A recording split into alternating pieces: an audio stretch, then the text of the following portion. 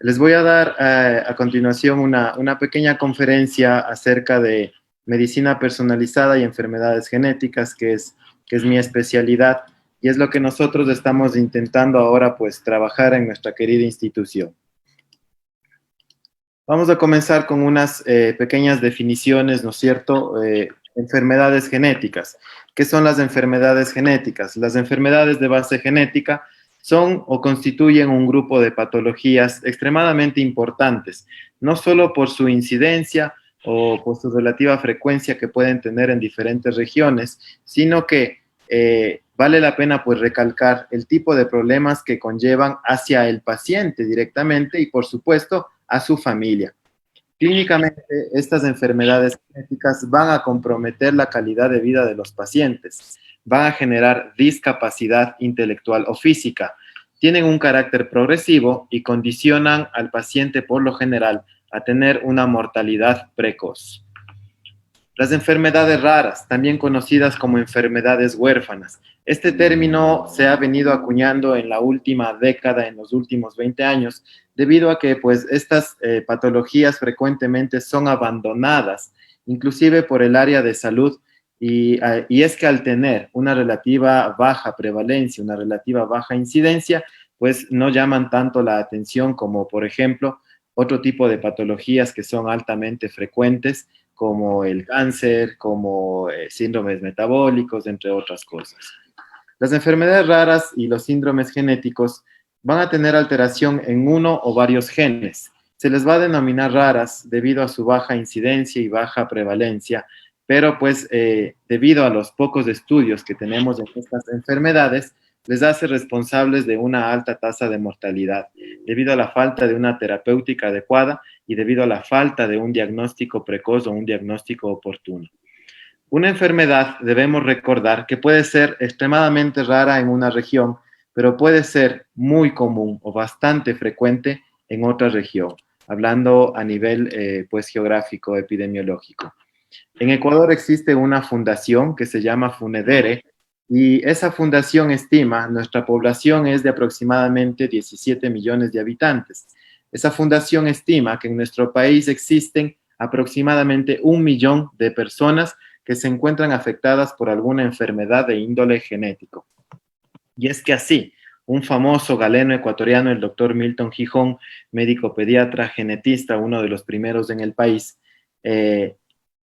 realizó un enunciado muy impactante y dijo que el Ecuador puede denominarse sin ningún inconveniente como la capital de enfermedades raras. Y acuñó este término debido a algunas consideraciones epidemiológicas haciendo referencia a enfermedades genéticas. Por ejemplo, nosotros en Microtia estamos hablando de una prevalencia que existe a nivel mundial entre 1 por cada 5.000, 6.000 personas. Nosotros solo en la ciudad de Quito tenemos entre 6 y 7 nacidos vivos con microtia.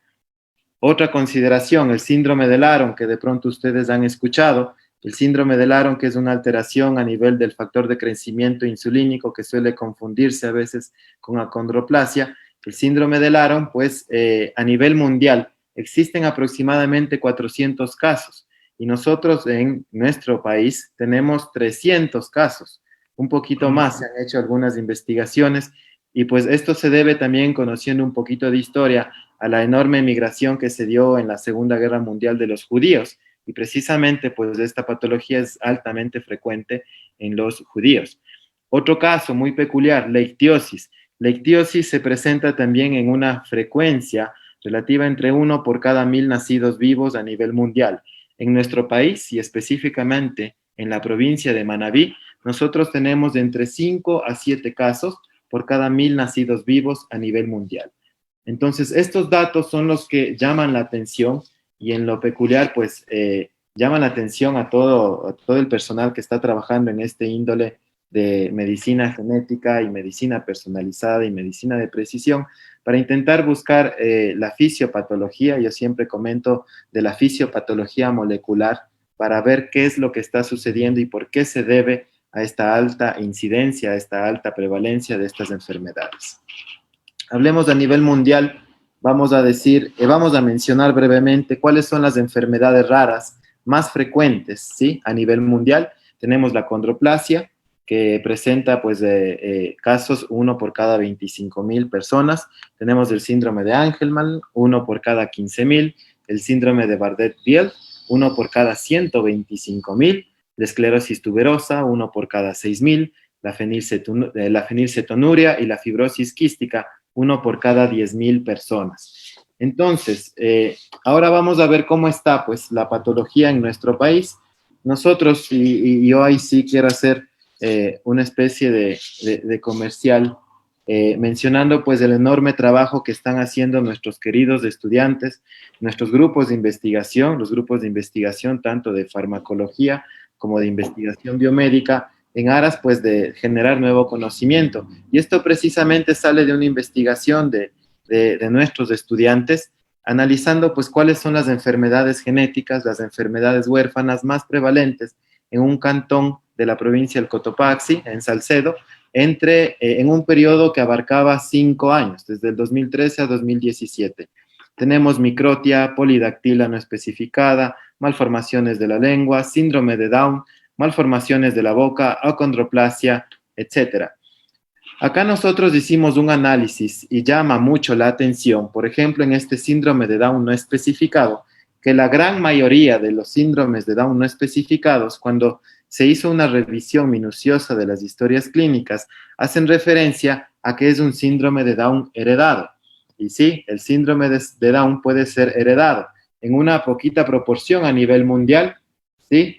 Nosotros indicamos que tan solo pues un 5% de todos los pacientes que tienen síndrome de Down es porque han heredado una traslocación que suele ser entre el cromosoma 14 y el cromosoma 21 que tenía el papá o la mamá, más frecuente en la madre. Esta traslocación, al pasar a la siguiente generación filial, al pasar a sus hijos, a sus hijas, pues se reconoce como una parte de un cromosoma 21 adicional. Y por ende, pues el niño o la niña presenta este síndrome de Down. Entonces, llama mucho la atención, pues que gran cantidad de casos de síndrome de Down se debe a una traslocación, sobre todo materna. Medicina personalizada. Bueno, el doctor Jorge Puente ya tuvo la gentileza de explicarnos acerca de la medicina personalizada. Solo quiero realizar algunas consideraciones y hablar algo de lo que se está haciendo en la medicina personalizada en nuestra institución. La medicina personalizada o la genética personalizada es la adaptación de un tratamiento médico a características individuales de cada paciente. Yo acá siempre hago referencia a un término muy especial y este es la estratificación. ¿Qué quiere decir estratificar a mi paciente? Quiere decir que no a todo paciente que tenga diabetes mellitus le voy a dar un hipoglicemiante. Por el otro lado, no a todo paciente que tenga diabetes mellitus le voy a dar insulina. Entonces, esto se debe pues a que nosotros debemos individualizar el tratamiento, la terapéutica y el pronóstico que puede tener cada uno de nuestros pacientes. Y para eso debemos tener algunas consideraciones. El conocimiento de la naturaleza molecular de las enfermedades y la individualidad química, la individualidad hormonal que puede tener cada uno de nuestros pacientes. De esta manera, pues yo voy a poder seleccionar como médico una terapia o un tratamiento basado en un perfil molecular de cada uno de los pacientes. ¿Con qué objetivo? Con el objetivo de mejorar la eficacia y sobre todo disminuir y ojalá eliminar los efectos secundarios o efectos adversos que pudieran presentar. Existen 5 pasos necesarios, fundamentales, para implementar la medicina personalizada. Y estos 5 pasos son, primero, evaluación de riesgos. ¿Cómo vamos a evaluar nosotros los riesgos? Análisis citogenético. Lo último que existe en tecnología, secuenciación, ¿no es cierto? La Next Generation Sequencing, el NGS, que ya ha reemplazado pues durante muchísimos años a la última secuenciación, que es la secuenciación capilar o secuenciación de Sanger, entre otros tipos de test como la hibridación fluorescente in situ, que ya nos comentó el doctor Puente, el test de Fish, ¿no es cierto? Y otros tipos de estudios de citogenética que se pueden realizar. En prevención, ¿no es cierto? Analizar comportamientos, estilos de vida, intervenciones en el tratamiento. El siguiente punto, detección. La detección precoz de una enfermedad a nivel molecular. Existe pues una diferencia muy grande en una detección precoz y una detección temprana. Una detección precoz es muchísimo antes de que el paciente presente cualquier síntoma y muchísimo antes de que el paciente, pues, siquiera sepa que en un futuro inmediato vaya a tener la enfermedad. Y este es un puntal extremadamente importante en el que nosotros queremos trabajar, en la detección precoz de muchísimas patologías. Diagnóstico, el diagnóstico preciso de una enfermedad. Y es que, por supuesto, sin desmerecer a todos los médicos clínicos que existen, y yo me considero también un médico clínico que trabaja con genética, pero el diagnóstico preciso, a veces cuando alguna enfermedad es rara, ¿sí? O no encontramos, pues, el agente etiológico causal, a veces recurrir a la genética, pues, nos brinda un apoyo diagnóstico bastante, con un alto valor agregado a mi paciente. Finalmente, el tratamiento, que pues el doctor Puente ya nos ha comentado bastante de cómo es este desarrollo de fármacos en la medicina de precisión, y pues acá vamos a tener resultados que son verdaderamente inmejorables, porque es una terapia individualizada para cada grupo de los pacientes. ¿En dónde estamos a nivel científico en la parte de la medicina de precisión? Ya existen pues algunos journals, algunas revistas, donde se han publicado una gran cantidad de papers haciendo referencia a la medicina de precisión. Precisamente este es uno de los más importantes, es de Suiza, y se encuentra en un ranking Q1 para los que hacemos investigación, conocemos que es la categoría más alta que puede tener una revista a nivel de indexación en Scopus, ¿correcto? Y hablando un poquito del tema para finalizar acerca de la parte del coronavirus que estamos en boga. ¿Qué sucede con la medicina genética, la medicina personalizada y el coronavirus? Entonces acá nos habla de si el COVID tiene una relación con un riesgo genético. Se están haciendo múltiples estudios acerca de la relación que pudiera tener el coronavirus con el riesgo genético, y se ha visto, por ejemplo, que existen muchos pacientes jóvenes, y ustedes seguramente han escuchado varios casos de que algunas personas les comentan que era una persona joven de 28, 32 años, 30 años, que por supuesto tiene una exposición debido a que es fuerza laboral, tiene una mayor exposición al coronavirus. Pero ¿por qué este paciente acaba en cuidados intensivos en pocas semanas? Porque este paciente se complica muy rápido. Entonces, de pronto, quizá, pues esto se debe a su genética. Sobre todo hay dos estudios bastante fuertes que se están realizando a nivel genético, y es de dos proteínas, de dos genes, del TLR7 y el receptor AC2. Los dos se encuentran en el cromosoma X. Y precisamente, pues esto nos da a pensar de por qué quizá los hombres son los que más están falleciendo a nivel mundial, no solo en nuestro país, por esta terrible enfermedad. Por ejemplo, en el receptor del TLR7, que nos colabora en la respuesta inmune, se ha visto que los pacientes que se complican tienen una delección de unos pocos pares de bases, no más de 5 pares de bases, y eso pues anula como dos aminoácidos aproximadamente, que pues impiden una respuesta oportuna o una respuesta temprana a nivel inmunológico frente a esta enfermedad. Uno de los factores más importantes es que la cantidad de interferón que estaría produciendo el paciente se ve abrumadamente disminuida cuando estas personas tienen una pequeña delección en este gen, el TLR7, en el cromosoma X. El siguiente, pues, es el receptor AC2. Acá sucede lo contrario, y es que, pues, el hombre, al tener solo una copia del cromosoma X, genera, al estar expuesto al virus, genera una sobreexpresión, ¿sí? Una sobreexpresión de este receptor, permitiendo pues que la carga viral se incremente de una forma impresionante y muy rápida, y de esta manera pues el paciente tiene serias y severas afectaciones en todo su organismo.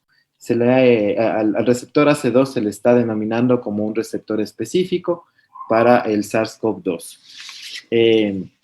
Para finalizar, pues yo quiero comentarles un poquito acerca de lo que se está haciendo en nuestra querida institución, y es que nosotros estamos ya trabajando, yo puedo comentarle muy orgullosamente a toda la comunidad universitaria y a todas las personas que nos están escuchando, que ya estamos trabajando nosotros con medicina de precisión, con medicina personalizada, y precisamente nosotros tenemos algunos proyectos que ya están buscando un fundamento genético de enfermedades, que de pronto pues muchísima gente dice, por ejemplo, en el síndrome de ovario poliquístico, estamos viendo cuál es la causa genética. Recordemos que el síndrome de ovario poliquístico es la primera causa de infertilidad a nivel mundial en las mujeres. Entonces nosotros ya estamos buscando la causa genética. Y es muy importante también hacer un análisis genético en otras enfermedades, que quizá acá pues discutimos con algunos médicos que mencionan, por ejemplo, la retinitis pigmentosa. Dicen la retinitis pigmentosa, el paciente pues sin lugar a duda en un futuro él va a perder la visión. Entonces ya no tenemos nada que hacer ahí, ¿para qué lo investigamos? Pero nosotros debemos pensar primero en que debemos buscarle alguna alternativa al paciente. Segundo, en que la siguiente generación puede ser la más beneficiada, una siguiente generación que todavía no existe y en la cual nosotros podemos hacer un abordaje oportuno, terapéutico, precoz, para pues impedir o intentar al menos impedir que tengan estas patologías. Estamos trabajando pues a nivel también de odontología en la caries y la percepción del sabor para encontrar algunos receptores, los receptores de los genes TASR1, TASR2, que se han visto, se encuentran asociados sobre todo con la percepción del sabor dulce. Y esto pues me permite ver que la gente no es que sea golosa, sino que tiene una alteración en ese receptor del sabor y esa alteración le da una especie de condición particular para que no se empalague. Entonces él puede comerse 2, 3, 4, 5 pedazos de una torta de chocolate y no le va a suceder absolutamente nada. En cambio, pues por el otro caso, hay muchas personas que de pronto ingieren un pedacito muy pequeñito de chocolate y ya se sienten que están completamente hostigadas. De pronto todo eso tiene un fundamento genético y vale la pena analizarlo para en un futuro nosotros poder direccionar nuestra terapéutica de una manera un poco más oportuna. Eso yo quiero comentarles, pues para mí reiterar nuevamente que ha sido un placer, que ha sido un gusto compartir con ustedes, especialmente con usted, doctor Jorge Puente, y darle la más cordial de las bienvenidas. Hay algunas preguntas, pues también que algunas personas están realizando. La primera pregunta indica, se han hecho estudios que se debe a la alta prevalencia de enfermedades raras en nuestro país.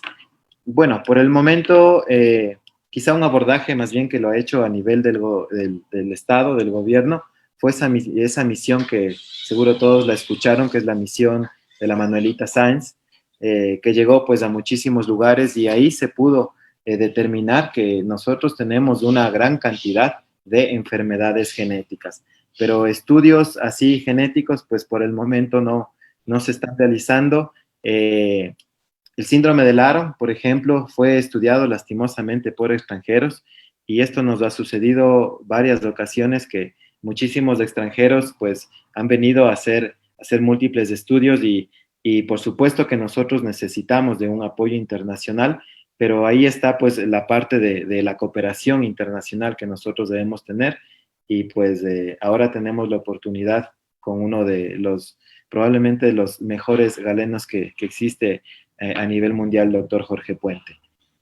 La siguiente pregunta que están realizando es, ¿por qué cree que la ciencia no se ha dedicado a la investigación en estas enfermedades llamadas raras? Es debido a la baja prevalencia, a la baja incidencia y pues básicamente es eso. O sea, debido a la escasa cantidad, podríamos decirlo de alguna manera, de pacientes que existe a nivel mundial, pues y lastimosamente en esos pacientes es donde se está desarrollando esta parte de la ciencia, pues no se da pie a que se pueda desarrollar. Otro punto, de pronto también para llevarlo a cabo, es, por ejemplo, la parte de códigos que pueden existir en cada uno de los países. Por ejemplo, en el ámbito legal, el aborto terapéutico, el aborto incluso voluntario en muchísimos países a nivel mundial, es extremadamente frecuente. Les puedo pues comentar, por ejemplo, en el país donde yo tuve la oportunidad de realizar mi posgrado, cuando veían algún paciente que tenga alguna anormalidad, por más chiquita, por más mínima que sea, la gran mayoría de estos embarazos, de estas gestaciones, culminaban en un aborto. ¿Sí?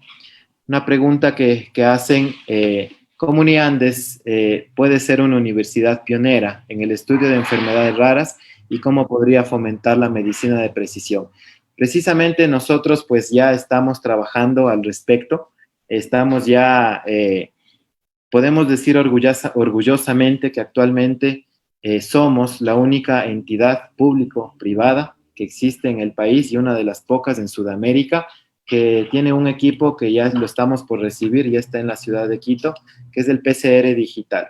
El PCR digital es la siguiente generación del PCR tiempo real que ustedes han escuchado, que es lo último en tecnología para diagnóstico molecular, con lo que se está diagnosticando el COVID actualmente, y es el método diagnóstico más sensible y más específico que tenemos.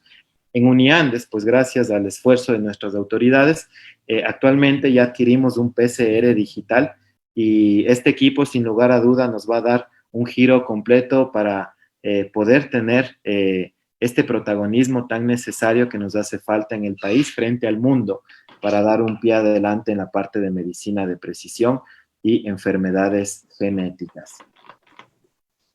Para finalizar, la última pregunta, nos hablan de la medicina genética, ¿podría ayudar a detectar malformaciones estructurales de manera temprana durante el embarazo?